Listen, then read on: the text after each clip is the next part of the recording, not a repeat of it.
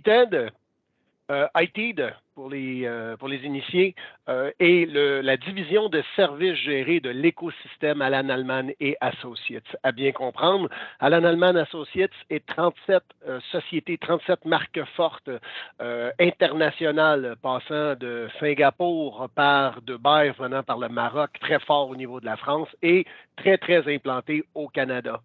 On a plus de 3600 spécialistes, dont en sécurité, dont en audit technologique, en audit de conformité de sécurité, qui nous permet d'amener une expertise et un savoir-faire combiné avec tous nos partenaires les plus grands de ce monde technologique, vous desservant, nos clients, nos partenaires, à partir de nos 8 succursales du Canada. Donc oui, on a expertise dans beaucoup de différents verticaux, comme vous pouvez nous connaître, dans les technologies de l'information. On a autant le cloud que la téléphonie et tout, mais notre spécialité maintenant, notre focus avec Alan Allman et Associates est la sécurité.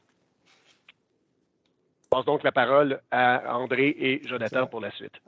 Excellent. Donc, juste avant de commencer, vous allez voir, ça va apparaître dans la partie chat, si je ne me trompe pas, Jonathan. On voulait savoir s'il y a des gens qui connaissent un petit peu ConnectWise, les partenaires, certains outils. Pour nous, c'est important juste de bien jauger un petit peu le niveau de connaissance des gens. Puis ça nous donne aussi une appréciation, des fois des connaissances par rapport à la cybersécurité. Donc, vous allez voir, il risque d'apparaître à votre écran des questions. D'ailleurs, ça apparaît à moi aussi. Je vais répondre en même temps que vous. Je vais participer. On va faire augmenter la moyenne, évidemment. Mais c'est important de passer par des petits sondages juste pour, des fois, adapter le ton. Si on vulgarise, si on a des gens qui connaissent beaucoup les produits, s'ils connaissent les enjeux de sécurité. Donc, ça nous aide un petit peu. Je vais laisser quelques secondes aux gens de répondre. Puis par la suite, je vais passer à la prochaine slide. Dans les enjeux, on va parler de phishing aujourd'hui, mais aussi on va parler de d'autres aspects de la cybersécurité. Parce qu'évidemment, comme Eric l'a mentionné, la porte d'entrée est souvent le phishing, mais les répercussions sont autres par la suite. Donc, on va vous laisser quelques petites secondes encore pour cliquer sur les différents choix. Puis, en même temps, on va voir les résultats en temps réel. Donc, ce que je vois pour le moment, si je regardais les statistiques au départ, il y a des gens qui connaissent l'écosystème de ConnectWise, qui est une firme de cybersécurité, de TI, d'offres de produits. Donc, ConnectWise est une entreprise qui existe depuis 1988. C'est plus d'1 million de clients. C'est une firme avec laquelle on s'est associé pour rendre accessible la cybersécurité aux PME. Parce que nous le savons tous, toutes les PME ont des challenges de budget, surtout dans la dernière année. Chacune des entreprises font une gestion serrée des budgets. Donc, la sélection qu'on a fait avec ConnectWise, c'est pour rendre disponibles les outils nécessaires aux PME à faible coût pour être capable de gagner en maturité de sécurité. Puis la posture de sécurité des entreprises québécoises par rapport au Canada puis au reste du monde est un petit peu en retard. Donc, nous, dans l'initiative, pourquoi on fait des webinaires, c'est parce qu'on aimerait ça gagner du terrain. Les sociétés québécoises emboîtent le pas. Puis aujourd'hui, on parle de phishing, mais vous savez tous qu'avec maintenant la loi 25, on est tous responsables des données. Donc, ça devient de plus en plus important. Puis le premier bastion de défense, ça va être la formation, ça va être le phishing, puis on va en parler un petit peu plus en détail. Je pense que les gens ont, somme toute, répondu. Je vois que, les gens connaissent pas beaucoup les produits de cybersécurité, ce qui est un petit peu l'objectif d'aujourd'hui, c'est de vous sensibiliser à ça. C'est moins de 25% le plus haut que je vois dans les sondages. Donc, on garde ça en note, on garde ça en tête pour le reste de la présentation. Donc, Eric, Jonathan, adapter des fois la terminologie. Puis juste pour terminer avec ConnectWise, c'est plus de 4000 personnes dans le monde entier.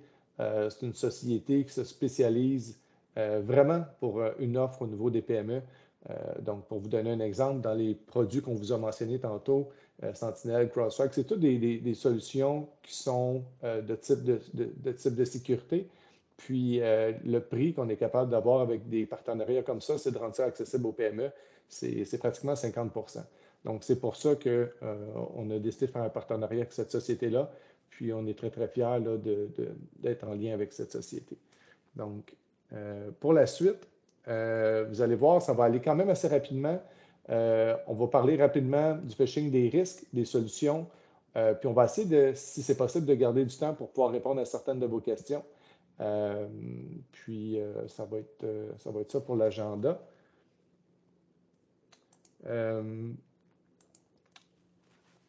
J'aimerais savoir, c'est important, juste avant de donner la parole à Jonathan dans les prochaines slides pour qu'il commence le webinaire sur le phishing. J'aimerais savoir si, de votre expérience, vous avez déjà subi une attaque informatique. Et quand on dit une attaque informatique, c'est de toutes sortes. La faute du président, la faute du fournisseur, que ce soit un courriel frauduleux qui a emmené à payer des montants qui n'étaient pas exacts, des virus dans l'entreprise qui ont pu paralyser. Donc, toutes les formes d'attaque informatique. On serait curieux de savoir les sociétés aujourd'hui qui ont déjà subi une cyberattaque. Donc, je vais vous laisser quelques petites secondes. Puis, n'oubliez pas, dans les cyberattaques, on inclut aussi les appels. Ce n'est pas nécessairement tout informatique. La fraude du fournisseur que Jonathan va parler un petit peu plus tard, c'est beaucoup fait par téléphone. On en voit beaucoup. C'est quelque chose qu'on voudrait vous sensibiliser aujourd'hui. Donc, je vais vous laisser répondre. Je vais vous laisser encore quelques petites secondes. À date, on dirait, je pense que c'est déjà terminé. On est en haut de 50% des sociétés qui ont déjà eu une cyberattaque. Mon sentiment, c'est que le 45% restant, vous n'avez peut-être eu, mais vous n'avez peut-être pas les outils pour être informé que c'est déjà été perpétré.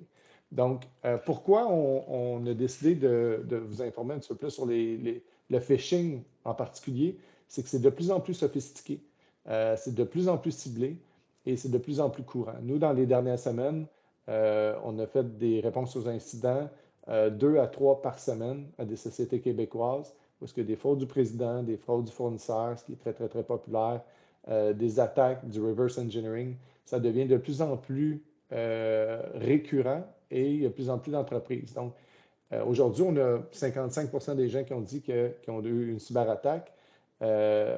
Nous, ce qu'on voit, c'est que c'est peut-être même plus que ces pourcentages-là. Il y a 200% d'augmentation des plaintes liées à la fraude, 70% directement au phishing entre 2019 et 2020. La plupart des sociétés, on a plus de 2000 clients actifs au sein d'ITED. C'est plus de 40 000 clients au sein de l'écosystème au complet. Ce qu'on voit, c'est qu'il y a peut-être encore juste un 25-30% des gens qui ont les outils de base pour se protéger. Donc, on a un petit retard au Canada, au Québec, sur les outils de base nécessaires pour contrer le phishing efficacement. Les outils ont évolué. C'est plus simplement des anti-spam qui sont nécessaires. Jonathan va y revenir tantôt. Il y a des outils un petit peu plus évolués maintenant, puis c'est important de les connaître. Les pertes financières liées aux fraudes en 2020 de 100 millions est très conservateur. En 2023, je pense que ça l'a doublé. Les principales victimes, on pense tout le temps que c'est les autres sociétés, mais de plus en plus, c'est plus seulement que les grosses sociétés qui sont visées. Donc, même les petites... T'interrompre. Quelqu'un a des Oui. questions. J'ai vu quelqu'un lever la main. Simplement poster la question dans le chat. André va les voir passer. On va pouvoir répondre. Excellent. Merci, Eric. Donc, puis oui, tu sais, ça se veut un webinaire, mais on peut s'adapter si jamais il y a des questions, ça va nous faire plaisir. Donc, il faut arrêter, démystifier de penser que ça arrive juste aux grandes entreprises. Avec l'automatisation de l'intelligence artificielle maintenant, pour les campagnes de phishing, c'est rendu précis, sophistiqué et il cible tout le monde, même les PME. Donc, c'est super important de prendre ça en considération. Dernière, peut-être petite mention sur les risques associés au phishing. Dans les risques du phishing, ce qui est très, très, très, très important de prendre en considération, Clara, si tu peux peut-être afficher la slide sur les risques du phishing, s'il vous plaît. Juste avant, j'ai sauté une étape. Dernière petite question qu'on aimerait vous demander, c'est dans le sondage, vous pouvez deviner les 4 principaux risques d'attaque de phishing.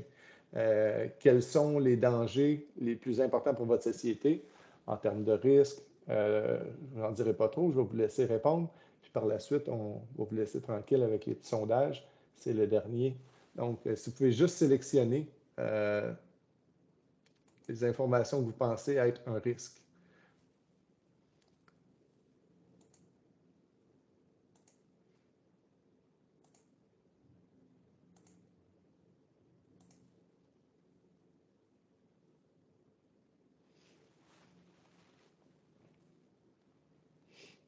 Donc, évidemment, pendant que vous répondez, moi, il y a quelque chose qui m'interpelle beaucoup au niveau du campagne de phishing. Puis, une des choses qui rapidement sort dans le sondage, puis je pense que vous l'avez bien identifié, le vol des données sensibles. Bon, dans votre programme de la protection des données pour la loi 25, évidemment, ça va devenir un enjeu très important de protéger les données. Puis, c'est très difficile de protéger contre les opérations humaines. Donc, le principal vecteur ou la principale porte, comme Eric l'a dit d'entrée de jeu, c'est l'aspect humain par le reverse engineering, par l'aspect humain.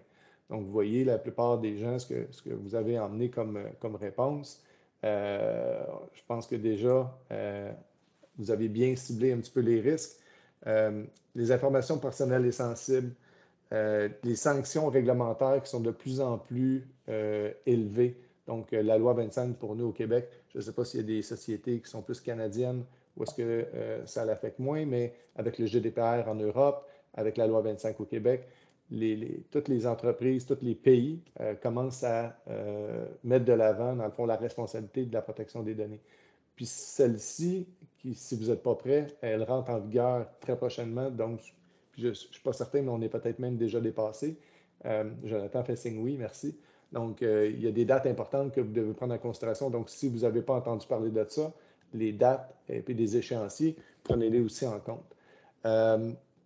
Les infections par les logiciels malveillants sont souvent aussi un vecteur ou un risque après le phishing.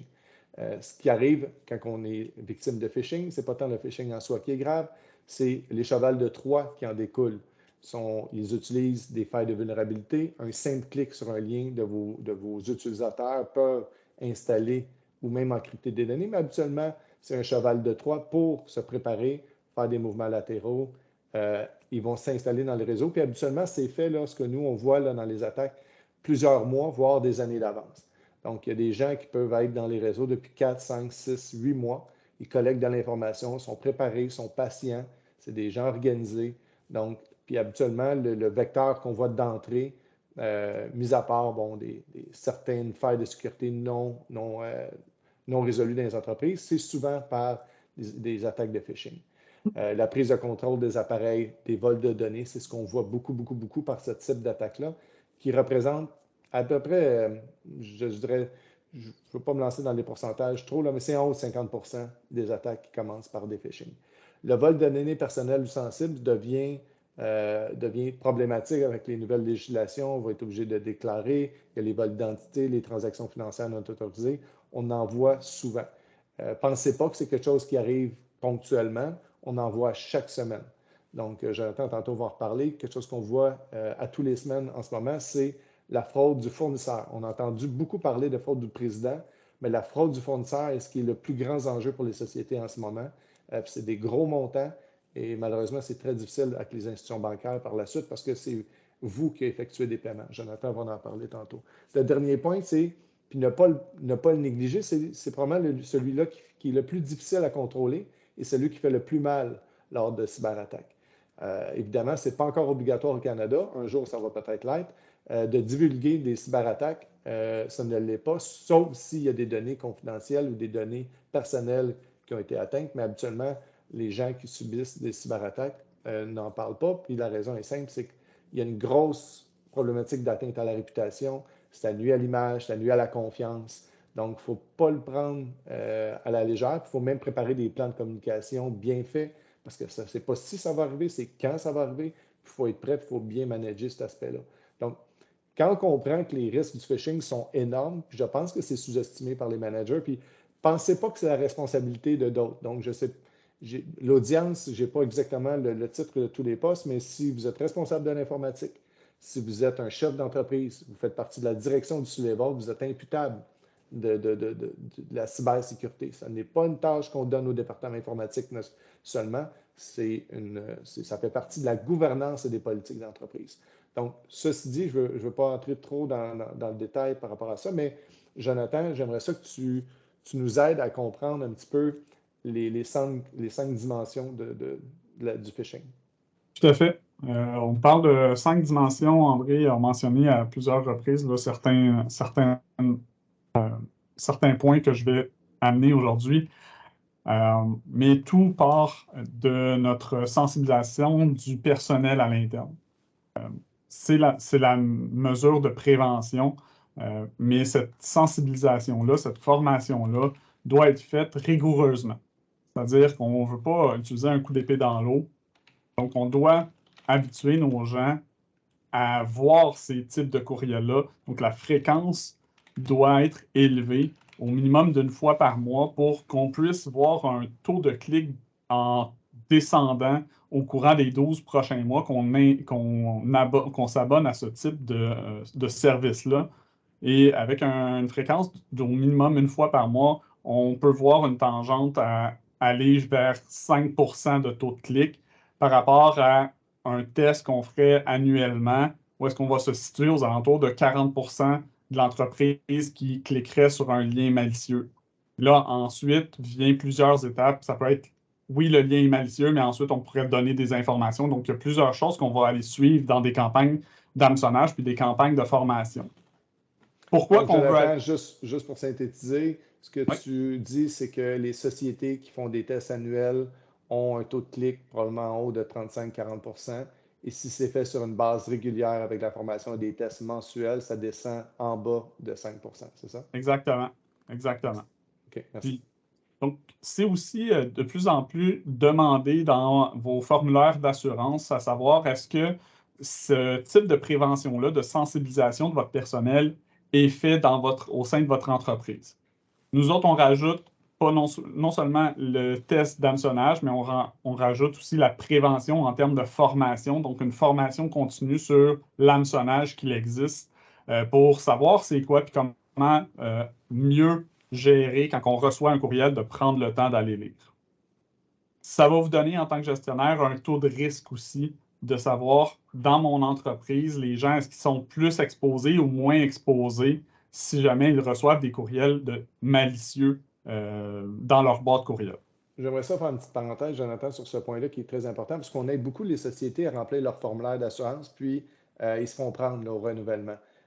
Tous les assureurs, sans exception, demandent à ce qu'il y ait un programme de cyber-formation, de cyber-fraude, de phishing. Puis quand ce n'est pas fait, il y a deux choses qui arrivent. Soit on dit que oui, on le fait, puis qu'on ne l'a pas vraiment fait, puis il peut y avoir une problématique de se faire payer s'il arrive quelque chose. Mais si on ne le fait pas non plus, l'impact, c'est d'avoir des primes d'assurance qui doublent. Il y a eu tellement de cyberattaques dans la dernière année que les compagnies d'assurance se sont ajustées et demandent maintenant des garanties ou ils demandent des prérequis qu'ils ne demandaient pas avant, comme vous avez probablement pu voir dans vos renouvellements, comme des VPN obligatoires, mais les campagnes de sensibilisation à la formation et les cyber-phishing, c'est rendu obligatoire. Donc, quand nous, on remplit les formulaires, ça va être important que vous préparez. Je ne sais pas quand est-ce que vos renouvellements sont, mais c'est quelque chose qui va vous être demandé, soyez-en assurés. Oui, tout à fait. On va survoler les techniques d'hameçonnage qui existent. En fait, les techniques d'hameçonnage courantes là, vont toujours jouer sur vos émotions et habituellement pas des émotions qui sont joyeuses. On va aller dans une émotion qui est de rapidité, de peur, de contrainte, de confiance. Ça, là, ça tourne toujours alentour de ces sujets-là. Et ce qui nous amène à ce qu'André nous a parlé au début, de la fraude du fournisseur. Donc, on est passé d'une fraude du président à une fraude de fournisseur. Pourquoi? Parce que c'est plus facile de dire hey, fais-nous un paiement, puis on va, dans le fond, ils vont usurper l'identité d'un de vos fournisseurs qui ont appris que vous faites affaire par de l'ingénierie sociale. Donc, soit qu'ils ont téléphoné au préalable, ils se sont fait passer pour des fournisseurs, ils vous ont demandé c'était qui les compétiteurs par rapport à le scénario qu'ils ont monté. Puis par rapport à ça, bien là, ensuite, ils vont vous dire peut-être hey, voici, on a changé notre numéro de compte, faites vos dépôts à telle place. ou envoyer l'argent à un courtier, peu importe. Donc, ils vont obtenir un paiement valide de votre part face à une fausse facture ou à un faux numéro de facture ou une facture peut-être en cours, tout En fait, dépendamment de la stratégie qu'ils ont adoptée.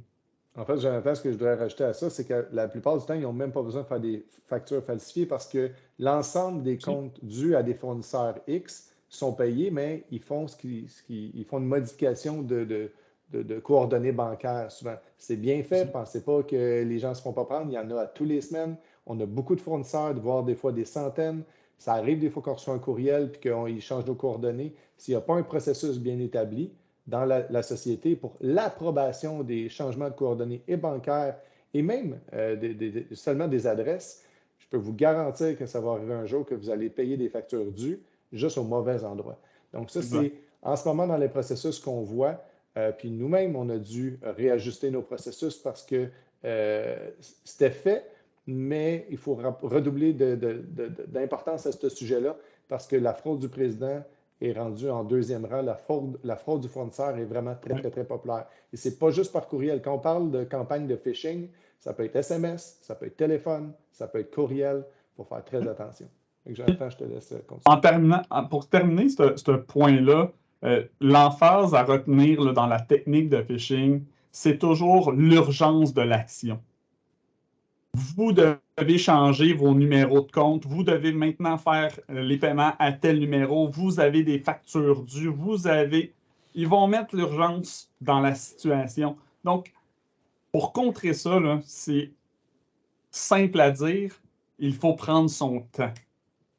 Vous avez une urgence dans un courriel? Parfait. Contre-vérifier. Vous devez, personne de finance, personne d'entreprise, mettre en place des contre-vérifications pour savoir est-ce que la personne est bien en train de faire ce qu'elle doit faire, l'employé, ou on est en train de s'enliser dans une traque où est-ce que on est à contresens et on va donner l'argent à la mauvaise personne. C'est pas qu'on n'a pas confiance à notre employé, c'est qu'on veut s'assurer qu'on envoie l'argent à la bonne place. Bien, Jonathan, ce que tu dis dans le fond, c'est que ça prend un deuxième facteur d'authentification humaine, même quand ce n'est pas juste de l'informatique. Je le sais, on connaît ça avec Azure, avec Microsoft. Ils nous obligent à mettre des deuxièmes facteurs d'authentification sur à peu près tout, mais vous devez garder en tête qu'il faut le faire aussi sur l'aspect humain, sur les processus à la comptabilité aussi. Exactement. Et gardez aussi en tête qu'ils sont habiles. Ils sont vraiment habiles en social engineering. Ouais. Fait que, de se dire parfois, faites-vous-en pas, nous, on est alerte, mon staff est aiguisé. De temps en temps, ça fait des semaines qu'ils analysent les courriels. Ça fait des semaines, ils savent, même si vous avez envoyé un courriel à un de vos amis pour le golf, ils voient les transactions passées, ils voient les communications passées. Donc, quand ils font du social engineering, ils attaquent puis ils pèsent où ce que ça fait mal. Fait que parfois, ils vont chercher un lien de confiance. Tu sais, ton distributeur, oui, on change vite, il faut changer le compte de banque ou le numéro de compte. Là, et en passant, tu as fêté finalement ton golf la semaine passée, tu m'en avais parlé. Ah ouais, je t'en avais parlé. Ah, pas sûr. Ouais, en tout cas, je te fais ton numéro de compte. Parfois, ils leverage comme ça, pour vrai, on le voit, ils leverage des conversations passées pour essayer de créer un lien de ben oui, on se connaît, tu m'as déjà parlé. Fait que faites très attention. Donc, encadrer le message pour cet aspect-là, c'est dans les techniques de phishing. On va en revenir plus tard, la partie un petit peu plus informatique, mais juste prendre en considération que les processus doivent encadrer ce genre de principe-là aussi. Tout à fait. Ce qui nous amène à la protection. Comment on va aller se protéger de ces actes malicieux-là? Au niveau technique, donc tantôt on a parlé au niveau sensibilisation personnelle. Maintenant, au niveau technique, ça nous prend maintenant des anti-spam qui sont absolument évoluer avec un bouton pour rapporter les courriels malicieux. On doit avoir des fonctions avancées pour protéger les courriels à haut risque. Donc, ces courriels-là, si on tente d'usurper l'identité associée à ce courriel-là, il y a des mécanismes qui vont s'activer avec une intelligence artificielle pour pouvoir dire écoute, ça, là, ce courriel-là, habituellement, il est associé à Jonathan Johnson. Puis là, il y a quelqu'un qui tente d'utiliser l'adresse, mais c'est un J. Johnson ou A commercial, peu importe le nom de domaine qui est après. Donc, il y a l'intelligence artificielle maintenant à être beaucoup en sécurité pour prévention et arrêter certains types d'attaques. Ça en fait partie. Et bien sûr, On veut avoir des campagnes d'hameçonnage avec des formations continues qui s'adressent sur des sujets de l'entreprise et qui envoient des courriels différents d'hameçonnage à chacun ou à le plus de gens possible dans notre entreprise. Et ça, on arrive à faire ça avec l'intelligence artificielle dans l'intégration de différents outils pour savoir, voici le sujet de l'heure, ce mois-ci, c'est un tel. On va envoyer un modèle à différents employés. Pour une autre personne, ça sera un deuxième modèle sur un deuxième sujet. Donc, c'est important de diversifier. On veut s'assurer que ça soit fait comme si c'est des hackers qui sont en train d'obtenir de l'information. Donc, sur ça, on se rapporte sur l'intelligence artificielle. Donc, Jonathan, ce que tu me dis, c'est qu'il y a des outils maintenant qui existent, qui sont plus évolués, qui vont être capables de stimuler des courriels plus efficaces. Parce que ce qu'on voyait dans le passé, c'est que les gens ils commençaient à être bons pour essayer de les identifier, mais il était facile. Donc, ce qu'on me dit, c'est que maintenant, avec l'intelligence artificielle, il va y avoir des campagnes de phishing plus personnalisées, individuelles par personne, pour justement entraîner les personnes à voir ou pas se faire prendre, c'est ça? Exactement. Exactement. OK. Excellent. Puis, on va ajouter par-dessus ça tout ce qui va se reposer sur des écrits politiques dans l'entreprise. S'assurer qu'on ait des procédures en cas de doute ou de courriel d'hameçonnage ou que je me rends compte que je viens de cliquer sur un lien. Avoir des politiques de cybersécurité aussi pour se dire, maintenant, j'ai cliqué, qui on doit aviser, qu'est-ce qu'on doit faire, c'est quoi notre processus. Et ces documents-là, qui, un coup que les brèches sont ouvertes, vont nous aider à descendre le stress au niveau de l'entreprise pour, oui, c'est en train de se passer, mais on a des documents, on sait où est-ce qu'on s'en va, le chemin est déjà tracé. On n'a pas à réfléchir en même temps qu'on va être en action de brèche de sécurité. En fait, c'est quelque chose que vous devriez peut-être demander ou tester dans votre entreprise respective. C'est demander aux gens, toi, si tu cliques sur un lien, est-ce que tu sais quoi faire? Tu as des gens qui vont dire, ah ben, je ne sais pas, là. Si vous devriez poser la question aux gens dans votre entreprise s'ils savent comment agir lors d'une cyberattaque. Qui doivent aviser? Est-ce qu'ils doivent aviser rapidement? Est-ce qu'il ne faut pas que ça soit stigmatisé? Dans la plupart des entreprises, il ne faut pas rendre ça grave parce que ce que je vous dis, c'est s'ils pensent qu'il va y avoir des répercussions à le fait qu'il ait cliqué sur quelque chose, qu'il ait porté une mauvaise action, ils doivent le divulguer. Il faut qu'ils se sentent à l'aise de le divulguer. Il ne faut pas stigmatiser ce genre d'ajustement-là. Au contraire, dans vos sociétés, il faut que ce soit des discussions ouvertes, que tout le monde soit alerte, qu'ils partagent l'information, puis il n'y a pas de honte à se faire prendre. Tout le monde va se faire prendre. Je m'étais dit que jamais je pourrais me faire prendre dans une campagne de phishing, et Jonathan s'est donné le défi dans la dernière année d'y arriver. Et un jour que j'étais pressé sur mon téléphone cellulaire, que j'attendais un document, bon timing, Jonathan a réussi. Donc, pensez pas que ça ne peut pas arriver, ça va arriver à tout le monde. Donc, je pense que une des premières étapes, ce serait de sonder vos équipes s'ils savent comment agir dans le cas d'une cyberattaque. Et quand on parle d'ajustement, on parle non seulement d'ajustement, mais de communication, à qui on transfère l'information. Mais ce qu'on dit, on l'a répété, l'importance d'avoir un plan, c'est toujours plus efficace pour communiquer. Maintenant, moi, je dirais, Jonathan, André, quelles seraient ainsi les meilleures pratiques? Oui. Oui, tout à fait. Nos meilleures pratiques là, à aller chercher, en fait, on veut avoir en cybersécurité, avoir un moyen d'identifier puis d'authentifier les gens de différentes manières avec le multifacteur en premier pour renforcer l'identification de la personne qui est derrière l'écran. On veut aussi aller gérer correctement les identités des utilisateurs des firmes avec qui on fait affaire. Donc, quand une firme nous demande d'avoir un accès, c'est important que cet accès-là soit géré puis désactivé à la fin de l'utilisation. Donc, pour pouvoir ainsi avoir quelque chose qui est plus sain dans notre environnement. La gestion des accès et des privilèges, on veut s'assurer, nous, de limiter les droits, puis ensuite de surveiller puis auditer les activités de ces utilisateurs-là pour détecter les comportements qui sont suspects. On veut prévenir on veut en fait avoir un inventaire de nos vulnérabilités. Savoir c'est quoi nos portes qui sont ouvertes à l'intérieur. Parce qu'un coup que le phishing est arrivé, qu'on a cliqué, bien, à quoi va être exposée cette personne-là malicieuse, puis où est-ce qu'elle va pouvoir naviguer à travers notre réseau. Donc, on doit avoir un inventaire des vulnérabilités qui sont à l'intérieur de notre réseau. Puis, on veut colmater ces fuites-là en deuxième lieu pour pouvoir justement augmenter le temps de l'attaque, c'est-à-dire le temps que ça va prendre à perpétrer une attaque. On veut le rendre plus difficile, puis ça, il faut mettre à jour nos logiciels tierces parties, nos systèmes d'exploitation. Par la suite, on a besoin d'une planification, d'une continuité des affaires, des activités ou de reprise après un incident. Donc, on parlait de plan tantôt, mais c'en est un autre type de plan qu'on doit mettre en œuvre puis décrire pour savoir c'est quoi, un coup qu'on a eu une attaque, qu'est-ce qui va arriver, qu'est-ce qu'on fait, c'est quoi notre plan de continuité si on a besoin de fermer l'entreprise. Ben, 3 jours, qu'est-ce qui va se passer? Qu'est-ce qu'on est capable de vivre sans ou qu'est-ce qui ne doit pas tomber absolument? Ça va nous aider dans notre prise de décision de budget, d'investissement, à savoir qu'est-ce qu'on doit mieux protéger à une place parce que au final, on peut dépenser des millions dans l'entreprise, mais s'il est dépensé sur protéger une calculatrice, l'investissement n'est pas à la bonne place.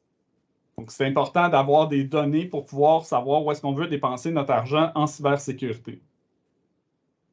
La sensibilisation à la sécurité, c'est la porte d'entrée. C'est notre première barricade et c'est notre dernière barricade. C'est celle qu'on doit former, c'est nos employés, c'est eux autres qui, dans plus de 50% du temps, vont aller cliquer sur des choses malicieuses, visiter des sites malicieux. Et c'est notre dernière défensive parce que non seulement si je fais de la prévention avec eux, mais c'est eux autres aussi qui vont cliquer. Donc, si j'enlève le clic, ben, mon changement de comportement a été réussi en prévention et c'est ça qui devrait primer en premier. La sécurité des systèmes et puis de l'infrastructure, ben, c'est tout l'investissement qui va être lié à les UTM, pare-feu, système de détection directement sur les serveurs postes de travail. On va parler aussi de chiffrement de données sensibles durant le transport ou au repos. Donc, c'est important de savoir où est-ce qu'ils sont situés, ces données sensibles-là, et qu'est-ce qu'on fait avec eux. Puis, avant de terminer, je sais que on a André qui voulait nous parler là, un peu au niveau de ces systèmes-là d'infrastructure étant au niveau opérationnel. Donc, André.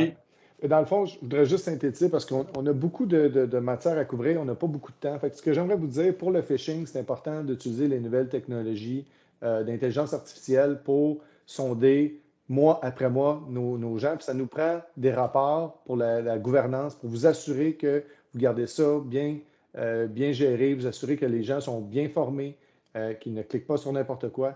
C'est important d'avoir les bons outils au niveau des campagnes de phishing et des outils de formation. De toute façon, c'est rendu obligatoire. Ici, j'ai mis un tableau rapidement, une pyramide. Il faut identifier pour votre entreprise, ce tableau-là n'est pas one size fit all. Chacune des entreprises a ses enjeux. Chacune des entreprises doit identifier ses risques primaires. Puis vous devez, avec vos conseillers, mettre un plan d'action sur vos priorités, de la base de la pyramide jusqu'en haut. Parfois, des fois, les normes de réglementation et de la conformité vont être une priorité pour certaines entreprises moins.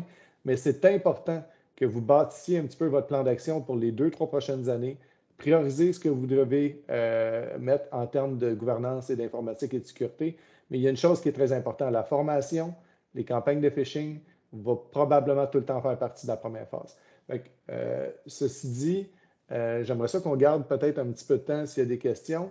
Éric, t'avais-tu un dernier mot à dire avant qu'on passe aux questions? Oui, juste avant, en conclusion, vous avez vu que la cybersécurité est à prendre vraiment au sérieux. On est loin des virus avant avec les anciens petits Norton ou les McAfee, puis la souris bougeait toute seule. Maintenant, on parle d'exfiltration de données, on parle de rançongiciel, on parle de reverse engineering et on parle de social engineering. Pardonnez-moi. Donc, il y a beaucoup d'outils, il y a beaucoup de méthodologies. il y a beaucoup de frameworks qu'on appelle, donc des Incident Response Plans, donc des plans de réponse aux incidents. Il y a plein de choses dans lesquelles on peut vous aider. Donc, si vous avez des questions, si vous voulez, après les commentaires et les questions, vous voulez poursuivre les discussions, je vous invite à communiquer l'un de nos experts. Ceci étant dit, je laisse la parole maintenant aux questions avec André et Jonathan. Si question il y a. On avait une question au début. On avait une question de Timothée au début, ou je me trompe peut-être, Jacques Benoît qui avait levé la main au début. Peut-être, M. Benoît, est-ce que vous aviez toujours une question? Soyez pas timide, soyez pas silencieux. Je pense que Gino... Monsieur Gallardo? Juste poser vos questions. Regarde dans le chat, j'ai Anne Bouchard. Coût approximatif par entreprise. Évidemment, si on parle simplement des campagnes de phishing et la formation incluse dans les solutions d'intelligence artificielle, Jonathan, est-ce que tu es capable de nous donner une idée de grandeur? Habituellement, je te demande ça à peu près toutes les semaines. Tu es capable de me répondre? Juste pour donner une idée aux gens. Puis comprenez bien que si vous avez un très haut volume, ça peut changer un peu, mais de base, à quoi vous pouvez vous attendre pour une solution comme ça? Qui fait cette solution-là, Jonathan, ça ressemble à quoi? Ben, on peut parler d'une moyenne là, d'environ 25 $ par serveur par poste, tout dépendamment des solutions qu'on va mettre en place pour ou contre l'hameçonnage dans une globalité. Si on parle vraiment juste... Jonathan, pas au niveau de solution cybersécurité, pour une solution d'intelligence artificielle, exemple là, pour des campagnes de phishing et de formation, c'est un coût par utilisateur, par mois. C'était plus ça que j'avais en tête qu'on donne comme information. C'est ça, c'est par utilisateur, puis on parle plus de 15 $ à ce moment-là, là, si on ne parle pas de la solution globale. OK, mais ça, c'est des solutions de sécurité avec SOC, avec surveillance. Avec le centre de surveillance, on parle d'anti-spam évolué et on parle de campagne d'hameçonnage. OK, ça comprend toutes les solutions. OK, puis si on parle juste de la solution de phishing et non une solution globale, ça peut représenter combien pour une entreprise? Ce prix-là, je l'ai par année, par utilisateur. On parle de... c'est une quarantaine de dollars là, par année. Annuel, donc à peu près 3-4 $ par usager par mois pour avoir une solution de campagne de phishing et de sensibilisation de formation pour tous les utilisateurs. Puis on parle de boîte courriel seulement. Donc, on n'inclut jamais, par exemple, les groupes ou on ne parle pas non plus de boîte partagée. J'aurais une question pour vous, messieurs. Ça rentre, là, je vais faire le tri là, et je vais synthétiser un petit peu ce qui rentre dans le chat. Qu'est-ce qui différencie notre offre de phishing ou l'offre qu'on a avec ces systèmes-là des autres systèmes de phishing qui sont sur le marché? Et à l'intérieur des sociétés, qui les met en place dans les entreprises concrètement? Donc, pour répondre à cette question-là, je vais y répondre. C'est que l'avantage qu'on a, c'est qu'il y a une intégration qui est de plus en plus facile parce qu'on est capable de s'intégrer avec on va dire, l'annuaire des sociétés qui est Active Directory. Donc, l'implantation est assez rapide. Puis, ce qui est intéressant avec l'intelligence artificielle, c'est que les campagnes, ils vont être automatisées, les rapports aussi. Donc, ça va être plus facile de garder une continuité là-dedans. Et à chaque fois que des gens vont faillir au test, il va y avoir une vidéo de formation automatique. Puis, évidemment, il y a tout le reporting pour les gestionnaires qui vient avec ça. Donc, c'est facile de suivre l'évolution de nos entreprises. Puis, ce qu'on voit sur un an, c'est que les gens commencent à 40 % à se faire prendre, puis descendent rapidement en dedans d'un an, dans les alentours de 5-6 % quand c'est fait sur une base continuelle. André, j'aimerais ça ajouter aussi l'accompagnement qu'on fait avec ce type de service-là. Donc, l'accompagnement qui est fait avec les entreprises. C'est important aussi de parler d'accompagnement parce que d'avoir un simple logiciel, de le faire rouler, c'est une chose. D'être capable d'être accompagné pour le peaufiner, pour essayer de pogner ses collègues, pour s'assurer d'avoir une bonne vigie, c'est un monde de différence. Je rebondirais, moi, sur le coût de cette implantation-là, parce que c'est bien beau de dire que ça coûte tant par poste. Quelqu'un a soulevé la main et a dit « OK, si vous êtes pour l'installer, on parle de combien de mise en place? » La mise en place, en fait, là, on est aux alentours de 1 500 $ d'une mise en place, d'accompagnement du début, en fait. Donc, la mise en service, l'accompagnement au niveau d'une première campagne d'hameçonnage, d'explication aux gestionnaires et ensuite de formation aux employés, qui peut se faire sur un ou plusieurs groupes, tout dépendamment la grosseur de l'entreprise. Ouais. Tout ça peut se faire via Microsoft Teams là, pour les formations, enregistré, puis on remet en fait la campagne, cette formation-là, on la remet aux gestionnaires aussi pour pouvoir la réutiliser. J'ai une question ici que j'ai vu passer qui est super pertinente. Comment on fait pour savoir qu'on a le bon outil? Le marché est tellement grand, il y a tellement d'outils. En fait, ça, c'est l'avantage de travailler avec nous. Nous, on les a testés pour vous, on les a évalués. Il y en a effectivement qui ont une meilleure valeur ajoutée. Évidemment, on sert de toutes les études qui sont faites. On est un partenaire de Gartner, qui est probablement une des sociétés les plus crédibles sur le marché en termes d'évaluation de solutions, en termes de phishing. Puis évidemment, on va toujours préconiser les leaders en termes de solutions pour proposer aux sociétés. J'ajouterais, moi, à ça, c'est quand on fait des tours de ronde, des tours de table avec les équipes d'ingénierie, on va chercher des logiciels, mais qui sont aussi complémentaires. Donc, on ne met pas un outil anti-rançongiciel si on n'est pas capable de le jumeler avec un SOC, Security Operating Center 24/7, pour être capable de vérifier cet outil. Parce que j'ai une des questions qui rebondit un petit peu plus haut, qui est très, très pertinente. Considérant que les outils de protection de rançongiciel sont contrôlés par l'intelligence artificielle et que certains outils d'encryptage ou certains outils de piratage sont aussi contrôlés par l'intelligence artificielle. Qu'est-ce qui fait la différence entre la protection et l'attaque? Et surtout, est-ce que ça devient une guerre d'intelligence artificielle? Mais je dirais que l'intelligence artificielle est rendue extrêmement loin. Par contre, derrière reste toujours la logique humaine.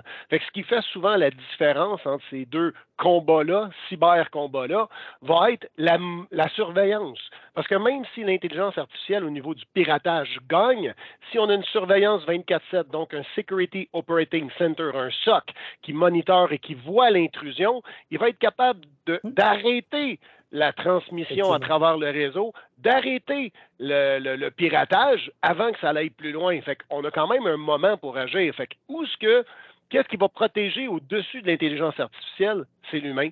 Ça reste toujours encore aujourd'hui le last line of defense. Puis J'aimerais ça répondre à... Il y a une petite question par rapport à la formation, juste préciser.